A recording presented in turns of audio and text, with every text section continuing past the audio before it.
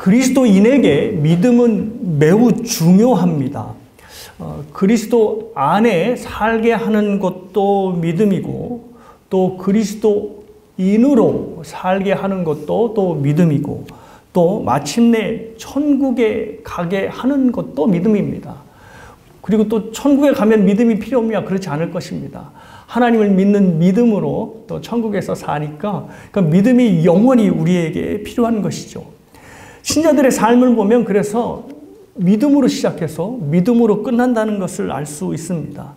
그래서 하박국 선지자는 의인은 오직 믿음으로 말미암아 산다라는 이 말씀을 저희들에게 주신 것입니다. 믿음이 우리에게 있어서 얼마나 절대적인 위치를 차지하고 있는가를 말씀하신 것입니다.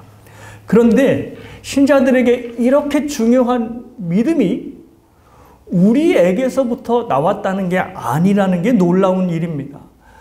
그렇게 우리에게 중요한 믿음이 우리에게서 나온 것이 아니고 하나님으로부터 시작되었습니다. 에베소서 2장 8절은 믿음이 하나님의 선물임을 분명히 말씀합니다. 상당히 좋은 말 같지만 이 선물이라는 것에 굉장히 중요한 의미가 있는데요. 그것은 하나님이 우리에게 믿음을 선물로 주셨다는 것은 그 믿음이 원래 우리에게 없었다는 것을 의미합니다.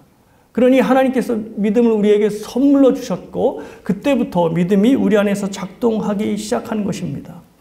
우리가 그리스도인 된 것은 하나님이 믿음을 주셨기 때문에 분명히 그리스도인이 되었다는 것을 성경은 분명히 말합니다. 그런데 여기에서 끝나지 않습니다.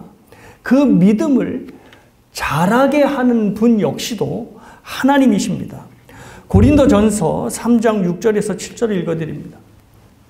나는 심었고 아볼로는 물을 주었으되 오직 하나님께서 자라나게 하셨나니 그런즉 심는 이나 물 주는 이는 아무것도 아니로되 오직 자라게 하시는 이는 하나님뿐이니라. 아볼로나 또 사도 바울이 복음의 씨앗을 뿌리고 그 씨앗이 사람들의 마음에서 잘 자라도록 사역적으로 돌봅니다. 그런데 사도 바울이 무슨 말씀을 하는가 하면 그 씨앗이 자라게 하시는 분은 하나님이시다라는 말씀을 하는 겁니다. 그래서 아볼로나 사도 바울 아무것도 아니다라는 말씀을 하는 거죠. 그러니 이거를 종합해 보면 믿음을 주신 분도 하나님이시고 그 믿음을 자라게 하시는 분 역시도 하나님이시라는 겁니다. 그러니까 저와 여러분의 믿음이 처음부터 끝까지 누구의 손에 달려 있는 거죠? 바로 하나님의 손에 달려 있는 겁니다. 그렇다면 여러분들이 생각하기에 신앙생활이 좀 쉽게 느껴지실 수도 있습니다. 왜냐하면 그리스도인들에게 가장 중요한 믿음이 우리에 의해서 핸들되는 것이 아니고 하나님에 의해서 핸들되니까 속된 말로 신앙생활이 거저먹는 것 아니겠어? 라고 하는 생각이 잠깐 실지도 모르겠습니다. 그 중요한 믿음을 하나님께서 전부에 관리해 주시니 믿음 생활하는 거, 신앙생활하는 거 오히려 쉬운 일 아닐까라는 생각이 드는 거죠. 근데 여기에 생각에 함정이 있습니다. 하나님께서 우리에게 믿음 주시고 그 믿음이 자라게 하신다는 이 말의 뜻은 우리의 믿음을 성장시키는 방법, 또 하나님께서 원하시는 믿음의 성장 기준을 하나님께서 제시하신다는 것입니다. 즉 하나님께서 방법도 기준점도 제시하시기에 우리의 믿음 생활이 그렇게 녹록지 않게 느껴지는 것입니다. 만일 하나님께서 믿음이 중요하다고 했는데도 불구하고 그 믿음을 우리에게 맡기셔서 내가 너한테 믿음 줬으니까 너희들은 그 믿음을 잘 관리해서 알아서 키워먹으라 한다면 오히려 믿음 생활하기 더 쉬워졌을 것입니다. 왜냐하면 믿음의 성장하는 방법도 내가 정하고 그 믿음이 어디까지 성장했으면 좋겠다는 기준도 내가 정하니까 믿음 생활이 쉬워지는 거죠. 우리가 믿음 생활에 자기 믿음의 기준을 정할 때 높게 정하겠습니까? 좀 만만하게 낮추게 정한 다음에 거기에 맞춰서 신앙생활을 하게 될 게 뻔하니 하나님께서 우리에게 믿음을 맡기셨다면, 그래서 믿음의 방법과 믿음의 성장하는 기준점까지 우리에게 만약에 맡기셨다면 신앙생활이 참으로 쉬웠을 것입니다. 그런데 하나님께서 우리의 믿음을 자라나게 하시는 것까지 한답니다. 이 말은 우리의 믿음이 자라나게 하는 방법, 또 우리의 믿음이 자라나야만 하는 그 기준점까지도 하나님이 정하시고 하나님이 관리하신다는 말씀입니다. 그래서 저와 여러분의 신앙생활이 정말로 힘들고 만만치 않게 느껴지는 것입니다. 하나님이 정하신 방법과 기준대로 저와 여러분의 신앙이 다뤄지기 때문입니다. C.S. 루이스는 바로 이러한 관계를, 하나님과 우리와의 관계를 화가가 그림을 그리는 것으로 비유하였습니다. 만일 화가가 그냥 아이를 즐겁게 해주는 목적에서 그림을 그렸다면 별다른 힘을 들이지 않고 그렸을 것입니다. 저 보이는 강아지 스케치처럼 그냥 그 자리에서 슥슥슥 하고 아이에게 쑥 그림을 주었을 것입니다. 저 스케치 그리느라고 무슨 혼신의 힘을 다하겠습니까? 그런데 그 화가가 자신의 인생을 건 역작을 만들겠다 하면 이건 이야기는 달라집니다. 셀 수 없을 정도로 저 사진이 보여주듯 캔버스에 그림을 색을 입히고 또 입히고 문지르고 긁어대는 수많은 일들을 할 것입니다. 만약에 저 캔버스가 어떤 고통을 느끼는 생명체라면 좀 그만 좀 하지. 뭘 이렇게 나를 문질러 싸고 뭘 칠해 쌌나. 차라리 내가 저 옆에 강아지 그림처럼 간단한 스케치였으면 좋겠다라고 생각을 할 것입니다. 캔버스의 입장이라면 그냥 후딱 그려지고 그림이 맞춰져서 더 이상 화가가 손을 대지 않기를 원하는 것이 캔버스의 마음일 것입니다. 그런데 하나님께서는 절대 캔버스에 저렇게 간단한 강아지로 그릴 생각이 전혀 없으셨습니다. 만약에 캔버스의 바람대로 그림이 그려진다면 그냥 평생 캔버스에 저 강아지 스케치만 그렸을 것입니다. 하지만 하나님께서는 우리를 캔버스로 생각하실 때 처음부터 강아지 그림의 스케치를 그리겠다 생각하지 않으시고 평생의 역작을 만드시겠다 생각하시는 것입니다. 그래서 화가의 기준에 그림이 도달할 때까지 칠하고 닦고 계속해서 작업이 진행되는 것입니다. 그러니 캔버스의 입장에서 보면 얼마나 힘이 들겠습니까? 지금 C.S. 루이스가 무슨 말을 하는 거냐면 저와 여러분의 신앙이 성장하는 이 모든 과정이 마치 화가가 명장을 남기는 그런 과정과 같다는 것을 말씀하는 것입니다. 하나님은 처음부터 우리를 아이에게 줄 간단한 스케치로 그릴 생각이 전혀 없으셨습니다. 처음부터 우리를 최고의 걸작품, 최고의 마스터피스로 만들 생각이셨습니다. 그래서 에베소서 2장에 보면 정말 우리를 하나님께서 마스터피스로 생각하신다는 말씀이 나옵니다. 그러니 우리의 믿음을 우리한테 맡기지 않으시고 바로 하나님께서 직접 관리하시게 이른 것입니다. 하나님의 방법으로 하나님이 정하신 그 기준점까지 우리의 믿음을 막 치고 올라가게끔 만드시는 것입니다. 그래서 우리의 믿음을 다루시고 때로는 우리의 믿음을 몰아붙이시고 그래서 우리의 믿음을 성장시켜 나가시는 것입니다. 그래서 하나님은 저와 여러분의 믿음에 대해서만큼은 절대 만족함이 없으십니다. 물론 하나님께서는 우리를 사랑하시고 기뻐하시고 또 자랑스러워 하시지만 우리의 믿음만큼은 절대 만족함이 없으시다는 것입니다. 오늘 본문에도 예수님께서 믿음을 다루시는 그 모습이 등장합니다. 본문에 보시면 왕의 신하가 등장을 합니다. 이 왕의 신하가 로마 황제의 신하인지 아니면 그때 유대의 분봉왕 헤롯의 신하인지는 잘 모르겠습니다. 본문이 드러내지 않으니까요. 하지만 많은 주석가들은 이 신하가 바로 헤롯의 신하가 아닌가 생각합니다. 로마 황제의 신하라면 분명히 본토 이탈리아에 있겠죠. 근데 이 사람이 유대에 있으니까 헤롯의 신하가 아닐까 생각을 하는 겁니다. 그런데 그 신하가 누구의 신하이든지 간에 분명히 엄청난 권력을 갖고 있는 권력자임에 틀림이 없습니다. 그런데 이 권력자인 왕의 신하가 예수님께서 갈릴리에 오셨다라는 소식을 접하고 예수님을 찾아온 것입니다. 그때 물론 예수님께서는 워낙 그 갈릴리 주변에서 많은 일을 행하셨기 때문에 사람들에게 소문이 나서 좀 어느 정도의 큰 명성을 갖고 있었습니다. 그럼에도 불구하고 왕의 신하가 이 나사렛 촌사람을 찾아온다라는 것이 좀 이상한 거지요. 그런데 왕의 신하에게는 이 예수님을 찾아갈 분명한 이유가 있었습니다. 47절입니다. 그가 예수께서 유대로부터 갈릴리로 오셨다는 것을 듣고 가서 청하되 내려오셔서 내 아들의 병을 고쳐주소서 하니 그가 거의 죽게 되었습니다. 엄청난 권력자인 왕의 신하가 예수님께 올 수밖에 없었던 이유가 있었습니다. 그것은 바로 그 아들이 병 때문에 거의 죽게 생긴 것입니다. 아버지가 권력자이니 필시 모든 방법을 동원해서 이 아들을 낳게 하려고 애를 썼을 것입니다.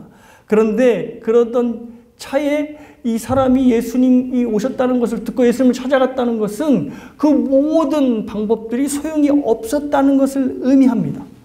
그래서 예수님이 오셨다 하니 부랴부랴 쫓아간 것이죠. 그런데 오늘 본문을 봐서 좀 추론을 해보면 이 왕의 신하가 예수님을 찾아간 것이 충동적인 행동이 아니었음을 짐작해 볼 수 있습니다. 46절을 여러분이 보시면 신하의 집은 가버나움이라는 곳에 있었습니다. 가버나움은 예수님이 정말로 많은 이적을 행하신 곳입니다. 특별히 많은 사람들의 병을 고쳐줬는데요. 백부장의 종, 그 다음에 베드로의 장모, 지붕을 뚫고 내려보내는 중풍병자, 그리고 날 때부터 손마른 병자를 고치시는 등 굉장히 많은 병자들을 이 가버나움에서 고치셨습니다. 그리고 이 가버나움에서 병자들을 고친 것뿐만 아니라 굉장히 많은 가르침을 주신 것도 이 가버나움이었습니다. 그러니 예수님에 대한 소문이 파다하게 주변으로 퍼져나갔을 것입니다. 그리고 그 예수님에 대한 소문을 왕의 신하도 듣게 되었을 것이 분명합니다. 그리고 그 소문을 계속 들을 때마다 이 왕의 신하의 마음에 점점점 믿음이 쌓여가게 되었을 것입니다. 신하에게 믿음이 생긴 것입니다. 본문에 그 단서가 있습니다. 47절을 보시면 청하되라고 번역한 헬라어가 바로 에로타오라고 하는 단어인데요. 이 뜻이 바로 무릎을 꿇고 간절히 빌다라는 뜻입니다. 마태복음 15장을 보시면 여러분들이 잘 아시는 이방 여인 수로보니게 여인이 나옵니다. 이 여인의 딸이 귀신 들려서 이제 뭐 난리가 난 거죠. 그런데 이 이방 여인이 예수님께 찾아와 딸을 고쳐주십시오 하는 것입니다. 유대인들이 이방인에 대해서 상종도 안 하죠. 뭐 대꾸도 안 하고 개같이 여기는 사람들 관계 아닙니까? 그러니 이 수로보니게 여인이 유대인인 예수님을 찾아가 부탁을 하려 하니 이 예수님만이 내 딸의 병을 낫게 할 수 있다 생각하니 얼마나 간절하게 엎드려 빌겠습니까? 저 사진에서 보는 대로 납작 엎드려서 간절히 청하는 겁니다. 그래서 그때 사용했던 단어 역시도 헬라어 에로타오가 쓰였습니다. 그러니 이제 왕의 신하 이야기로 옮겨보면 저 수로보니게 여인이 납작 엎드려서 예수님께 빌었던 것처럼 이 권력자인 왕의 신하 역시도 예수님 앞에 납작 엎드려서 간청을 한 것입니다. 왕의 신하니 권력자의 목소리 깔고 그 준엄한 목소리로 예수님께 청한 것이 아니라 저 수로보니게 여인처럼 납작 엎드려서 청한 것입니다. 예수님을 향한 믿음이 없었다면 결코 나오지 않을 행동을 한 것입니다. 자, 그렇다면 여기서 여러분이 하나 생각하셔야 할 것이 있습니다. 그것은 뭐냐면 말씀을 듣는 겁니다. 왕의 신하, 날아가는 새도 떨어뜨릴 만한 이 권력자가 예수님 앞에 납작 엎드릴 수 있었던 것은 믿음 때문인데 그 믿음이 어디에서부터 나왔냐 하면 바로 들음에서부터 나왔다는 것입니다. 왕의 신하가 충동적으로 엎드리지 않고 가버나움 주변에서 계속 돌고 있는 예수님에 대한 이야기를 듣고 또 듣고 또 듣다 보니 예수님에 대하여 믿음이 생기고 그 믿음이 쌓여져서 저분이 나면 우리 아들을 낳게 할 수 있겠다라고 하는 확신이 든 것입니다.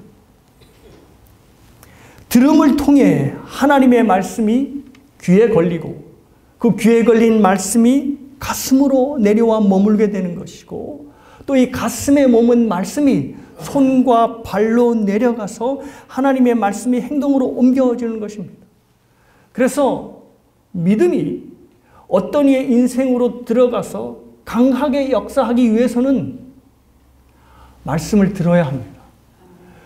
듣지 않고는 어떠한 역사도 일어나지 않습니다. 그래서 사도 바울은 믿음은 들음에서 나며 들음은 그리스도의 말씀으로 말미암는다라는 말씀을 한 것입니다. 말씀을 들어야 믿음이 들어가고 그 들어간 믿음이 또한 말씀을 통하여 성장하는 것입니다. 그래서 여러분은 항상 교회 오실 때마다 말씀 듣기를 사모해야 합니다. 말씀이 선포할 때마다 목사님 뭐 늘 맨날 똑같은 설교하는 거 아니야? 오늘 못 들으면 다음에 듣지 하지 마시고 이 말씀 못 들으면 나는 끝장이다라고 하는 마음으로 절박하게 들으셔야 합니다. 그렇게 절박하게 들으실 때 여러분의 믿음은 분명히 어제와 다른 믿음으로 되어 있게 될 것입니다. 이렇게 왕의 신하는 예수님에 대한 소식을 자주 들음으로 인해서 믿음을 가지게 되었고 이제 예수님 앞에 납작 엎드리게까지 되었습니다. 자, 그러면 이제 어떤 순서가 남았을까요? 예수님께서 그 왕의 신하를 보시며 그 믿음을 칭찬하시고 이제 그 아들을 고치러 이제 함께 그 집에 가면 됩니다. 근데 본문에서 보여지는 예수님의 반응은 굉장히 냉랭합니다. 48절을 보시겠습니다. 예수께서 이르시되 너희는 표적과 기사를 보지 못하면 도무지 믿지 아니하리라. 예수님이 지금 신하를 아주 호되게 꾸짖는 것입니다. 아들이 낳는 기적을 보기를 바라는 신하에게 야 너희는 왜 기적과 표적과 기사를 보지 못하면 믿질 않는 거야? 못하는 거야? 라고 하시면서 기적을 바라는 그의 믿음을 상당히 못마땅하게 여기시는 겁니다. 긍휼이 많으신 예수님께서 상당히 의외로 반응을 하고 계십니다. 자, 그런데 왕의 신하만 표적과 기사를 보고 믿는 믿음이 아니라 이 믿음에 대한 이슈는 사실 갈릴리 사람들의 이슈였습니다.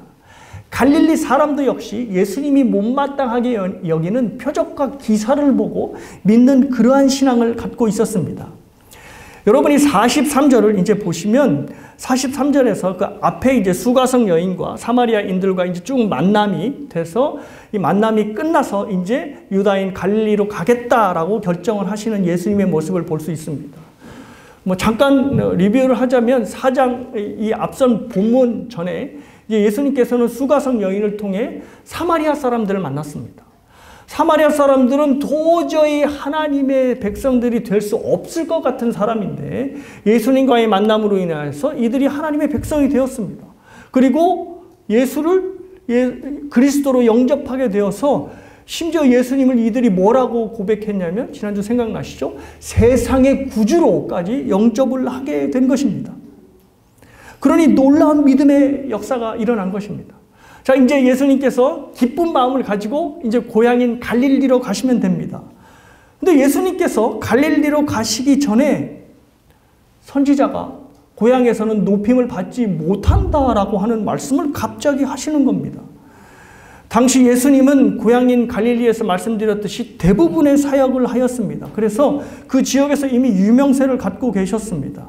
그 유명세로 왕의 신하도 예수님께 나오셨던 거죠. 그런데 예수님께서 갈릴리로 출발을 하시면서 이미 유명세가 있으신데도 선지자가 고향에서는 높임을 받지 못해 라는 말씀을 하시며 갈릴리로 들어가시는 겁니다. 근데 우리를 조금 더 그 다음 구절이 혼란스럽게 합니다. 45절을 보면 좀 이상한데요. 45절을 보시면 갈릴리에 이르심에 갈릴리인들이 그를 영접하니 이는 자기들도 명절에 갔다가 예수께서 명절 중 예루살렘에서 하신 모든 일을 보았음이더라. 예수님의 예상이 맞았나요? 틀린 것처럼 보입니다. 선지자가 분명히 고향에서는 높임을 받지 못한다고 그렇게 얘기하시고 갈릴리로 들어가셨는데 갈릴리 사람들이 예수님을 영접하는 겁니다. 다시 말해서 예수님을 높이는 거죠. 분명히 예수님께서는 고향에서는 선지자가 높임을 받지 못한다고 얘기했는데 그 예상을 보란듯 깨뜨리면서 갈릴리 사람들이 환영하고 있으니 예수님의 예상이 빗나간 것 아닌가? 라는 생각이 드는 겁니다. 갈릴리 사람들이 예수님의 선입관을 깼나? 라고 하는 생각이 드는 거죠. 그런데 그렇지 않습니다. 예수님께서 말씀하신 대로 예수님은 고향인 갈릴리에서 높임을 받지 못하셨습니다.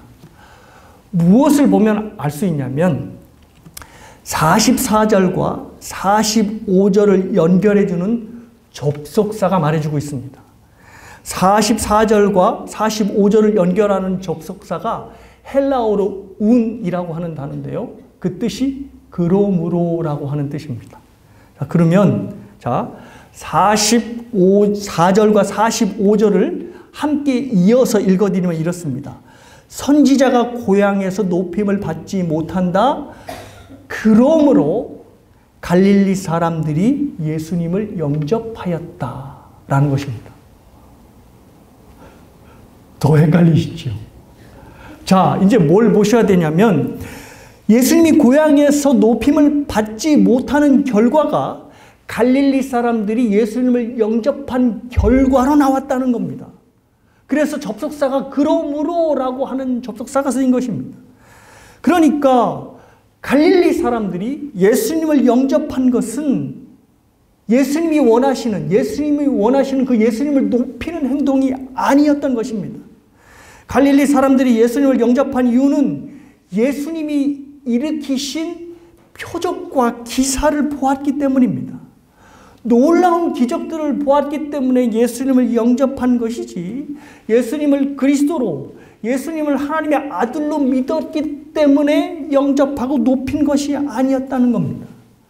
이것을 사마리아 사람들과 비교해보면 아주 명확해집니다. 사마리아 사람들도 똑같이 예수님을 높였죠. 그런데 어떻게 높이게 됐냐면 어떤 기적을 보고 높인 게 아니라, 참고로 사마리아에서는 기적을 행하지 않으셨습니다. 네, 예수님께 말씀을 통해서 예수님이 메시아임을 알고 수가성 여인이 전한 대로 메시아가 아닐까요? 라고 하는 데서 벌써 이분이 메시아임을 알게 되었고, 또 이틀간 유하면서 예수님과 말씀을 나누면서 이분이 하나님의 아들이구나 라는 것을 알게 된 것입니다. 그래서 사마리아 사람들이 예수님을 세상의 구주로 인정하게 된 것입니다. 이것이 바로 예수님께서 원하시는 높임의 이유입니다. 사마리아 사람들처럼 예수님을 메시아로, 구주로 높이는 것이 바로 높이는 것인데, 갈릴리 사람들은 지금 예수님을 왜 높이고 있지요? 메시아이기 때문에, 구주이시기 때문에 높이는 것이 아니라 기적, 기사와 표적을 보았기 때문에 높이는 것입니다. 그래서 예수님이 말씀하신 대로 선지자가 고향에서 높임을 받지 못한다는 말을 하신 것입니다. 그래서 이것을 뒷받침이라고 하듯이 45절 하반절에 이는 자기들도 명절에 갔다가 예수께서 명절 중 예루살렘에서 하신 모든 일들을 보았음이라 밝히는 겁니다. 갈릴리 사람들이 예수님을 영접한 이유가 바로 예루살렘에서 본 표적과 기사들 때문이었다고 사도 요한은 정확히 지적을 하는 것입니다. 기적 때문에 예수님을 영접하는 것, 기적 때문에 예수님을 높이는 것, 이것은 전혀 예수님을 기뻐하게 만드는 높이는 행위가 아닙니다.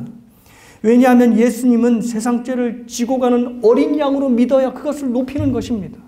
예수님을 구주로 믿고 자기 안에 있는 죄를 발견하여서 그리스도를 통해 하나님께 용서를 받고 하나님께 나아가야 하나님께 영원한 관계에 들어갈 수 있는 겁니다. 그래야 비로소 그 사람 안에 진정한 하나님을 높이는, 그리스도를 높이는 찬양이 나오는 것이고 높임을 받으시는 것입니다.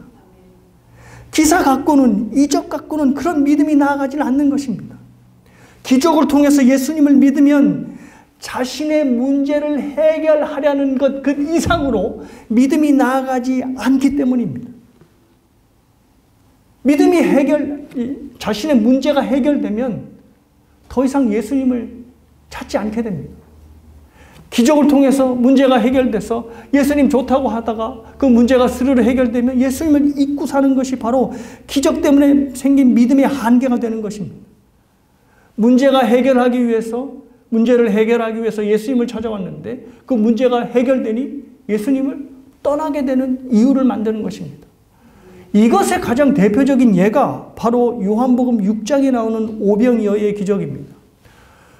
보리떡 5개와 물고기 2마리로 수만 명을 먹이자 여러분이 아시는 대로 엄청난 군중이 그 기적을 끝났음에도 불구하고 예수님을 쫓아왔습니다. 그런데 그 예수님을 쫓아오는 무리들을 보면 예수님이 전혀 기뻐하지 않으셨습니다.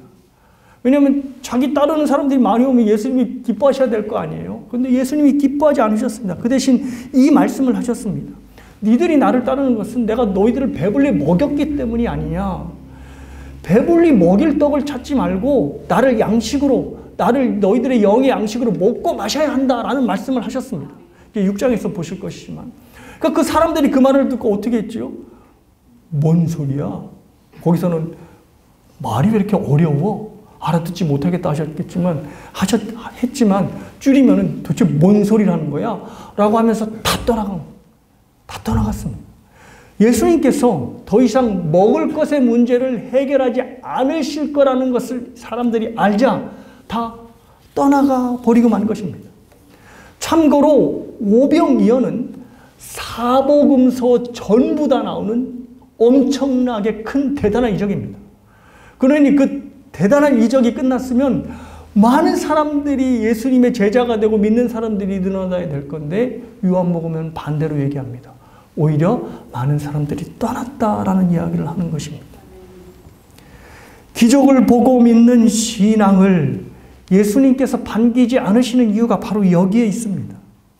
그 신앙은 자신의 문제가 해결되면 떠나버리고 마는 그러한 신앙입니다. 예수님을 믿고 삶을 맡기는 그러한 신앙이 아니라 예수님을 소비하는 신앙인 것입니다. 내가 문제가 있어? 그러면 예수님을 통해 문제를 해결해야지 라고 하면서 예수님을 소비의 대상으로 여기는 겁니다. 이것이 바로 예수님 자신 앞에 무릎 꿇은 신하를 칭찬하지 않고 꾸짖으신 이유입니다. 왕의 신하가 예수님에 대한 믿음이 있었습니다. 믿음이 있었으니까 예수님 앞에 무릎을 꿇겠지요. 그러나 그도 갈릴리 사람들처럼 표적과 기사를 보고 예수님을 믿은 사람이었습니다. 그래서 왕의 신하가 했던 말인 47절, 49절을 보면 이 사람이 강조하는 두 가지의 표현이 있습니다. 두 가지의 강조하는 게 나오는데요. 그게 뭐냐면 예수님 속히 내려와 주소서를 두 번이나 반복하여 강조합니다. 이게 뭐냐면 예수님 빨리 자기 집으로, 내 집으로 와서 내 아들을 고쳐주는 이적을 보여주십시오라고 이야기를 하는 겁니다. 예수님께서 일으키신 기적은 반드시 그 현장에 예수님이 계셔야 했습니다. 계셔서 뭐 안수를 하든지 명하시든지 아니면 예수님이 서 계시면 누가 예수님의 옷자락을 잡든지 해서 반드시 그 현장에 예수님이 계셔야지 기적이 일어났던 겁니다. 그러니 이 왕의 신하도 예수님 빨리 기적이 일어나야 할 현장으로 가서 기적을 일으키십시오라고 부탁을 한 것입니다. 왕의 신하는 예수님을 그리스도로 믿었기 때문에 무릎을 꿇었다기보다는 기적 때문에 예수님 앞에 무릎을 꿇은 것이었습니다. 그도 갈릴리 사람들의 믿음과 전혀 다를 것이 없었습니다. 그래서 이 왕의 신하를 꾸짖을 때 여러분이 단어를 보시면 너는 왜 기적과 기사와 표적을 보지 못하면 믿지 못하 그렇게 말씀 안 하시고 너희는 이라고 복수형을 쓰셨습니다. 그러니까 무슨 얘기냐면 왕의 신하 역시도 수많은 갈릴리 사람들 중에 하나였다는 것을 예수님께서 이 말씀을 통해 지적하시는 것입니다. 왕의 신하가 예수님께 무릎 꿇는 것은 분명 기특한 믿음의 행동이었지만 결코 예수님을 만족시키는 믿음이 아니었던 것입니다. 그런데 예수님께서 포기하시겠습니까? 예수님은 포기가 없으시죠. 아까 끊임없이 명작을 만들어내는 그 화가처럼 이 왕의 신하의 믿음에 손을 대십니다. 예수님은 그를 더 한층 높아진 믿음으로 인도를 하십니다. 50절입니다.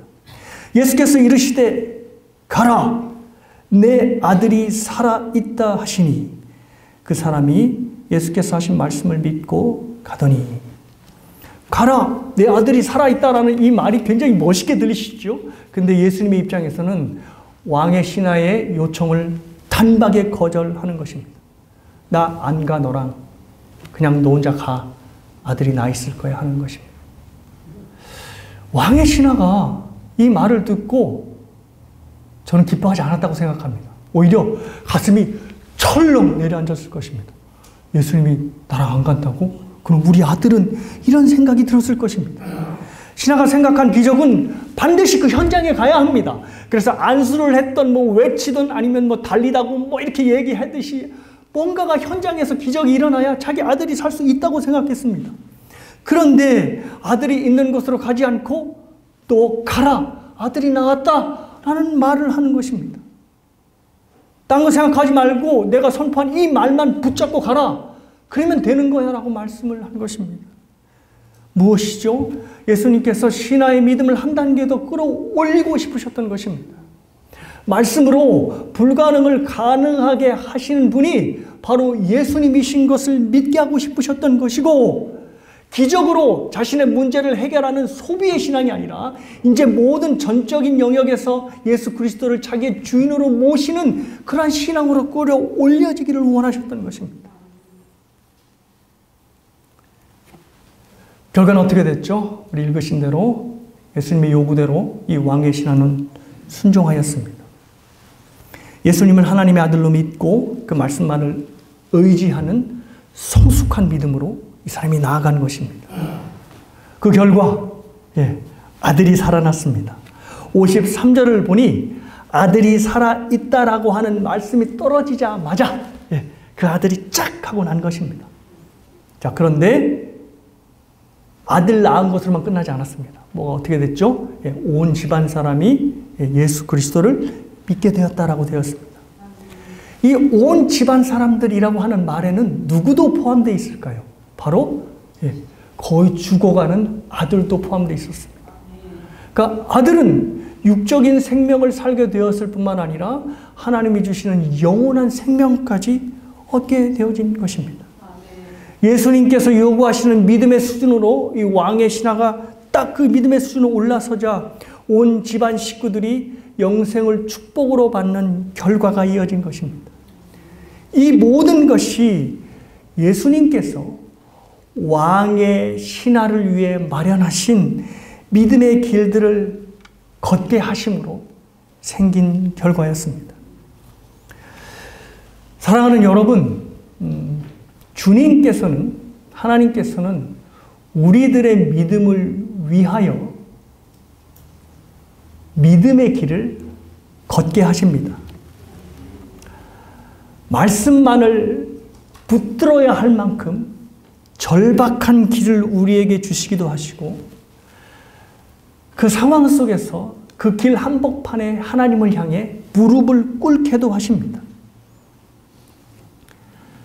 그 길을 가면 우리가 아플 것을 뻔히 아시면서도 그 길을 우리에게 주시는 것은 그 길을 걸어가야 주님께서 원하시는, 주님께서 기준하시는 그 믿음의 수준대로 우리가 올라가기 때문입니다. 여기에 대해서 주님은 절대 양보함이 없으십니다. 그래서 우리의 믿음을 하나님이 전적으로 다루신다고 할 때 우리의 신앙생활 쉽겠구만 하며 생각하지 않고 우리의 신앙생활이 점점 어려워지겠구나라고 생각하고 그렇게 말씀드리는 이유가 바로 여기에 있는 것입니다. 하나님은 당신의 방법 또 당신이 정하신 목표로 우리를 몰아가시기에 너무너무나 그 길을 걷는데 힘겨운 상황들이 많고 자신의 발걸음이 무거워지는 것을 경험하게 되는 겁니다. 왕의 신하를 한번 생각해 보십시오. 왕의 신하가 예수님 없이 이제 가버나움으로 돌아가게 생겼습니다. 근데 여러분 어떻게 생각하십니까? 예수님의 말씀을 철떡같이 믿고 막 신나고 가벼운 발걸음으로 걸어갔을 거라고 생각하십니까? 저는 그렇지 않다고 생각합니다. 가버나움으로 돌아가는 발걸음 한 걸음이 정말로 무겁고 힘겨웠을 것이라 생각합니다. 예수님 말대로 정말 내 아들이 살아있는 것일까? 예수님을 모셔갔어야 했는데, 그래야 기적이라도 일어나는데 예수님을 모셔갔어야 하는 것이 맞지 않을까? 지금이라도 돌아가야 하는 것 아닐까? 라고 하면서 얼마나 후회를 하면서 저는 가버나움으로 가는 그 길에 이 왕의 신하가 가다 서다를 계속해서 반복했을 것이라 생각합니다. 아들은 이미 낳아 있지만 모르잖아요, 아들이 낳은지. 그러니 그 예수님의 한 말을 붙잡고 기쁨으로 감사함으로 대차게 나가지 못하고 주저하고 떨리는 마음으로 계속 뒤를 돌아다 보며 가다 서다를 반복한 것이 이 왕 신하의 발걸음이 아닐까 생각합니다. 이렇게 무겁고 힘든 발걸음을 띄고 있을 왕의 신하를 떠올려 보니 문득 지난 1년 동안 교회를 개척하던 저의 모습이 떠올랐습니다. 저의 1년은 그야말로 정말로 무거운 발걸음이었습니다. 교회 개척을 전혀 생각해 보지도 않은 사람이 교회를 개척을 하니 그 무엇을 어떻게 시작을 해야 할지, 그리고 개척을 하고 난 후에는 이게 과연 잘 되고 있는 건지 너무나 막막했습니다. 여러분들 눈에는 제가 이렇게 웃고 있고 막 대차게 막 얘기를 하는 거 보니까 분명히 목사님은 하나님을 신실하게 의지한 채 흔들리지 않고 굳센 마음으로 개척을 하고 있구나.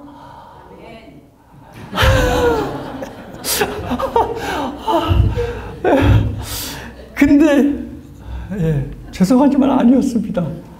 항상 걱정이 많았고 불안이 가득했습니다.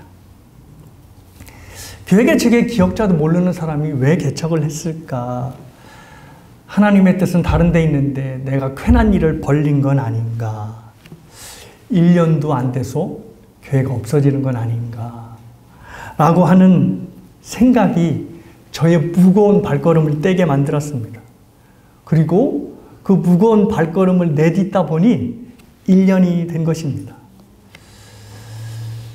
하나님은 저에게 왜 이런 길을 가게 하셨을까요? 여러 이유들이 있겠죠. 여러 이유들이 있겠지만 오늘 본문이 저에게 말하는 이유는 명확합니다. 그것은 바로 저의 믿음을 하나님이 원하시는 수준까지 높이기 위해서입니다. 아멘.